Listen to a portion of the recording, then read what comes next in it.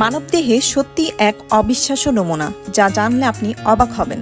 শিশুরা প্রায় ৩০০টি হাড় নিয়ে জন্মগ্রহণ করে। প্রাপ্তবয়স্ক হওয়ার সময় তাদের মাত্র ২০৬টি হাড় থাকে। আপনার অর্ধেকেরও বেশি হাড় হাত, কবজি, পা এবং গোড়ালিতে অবস্থিত। প্রতি সেকেন্ডে আমরা শরীরে ২.৫ কোটি নতুন কোষ তৈরি করি। মানবদেহের সবচেয়ে বড় হাড় হলো ফিমার, যা উরুর হাড় নামেও পরিচিত। সবচেয়ে ছোট হাড় হলো যা আপনার কানের পর্দার ভেতরে অবস্থিত।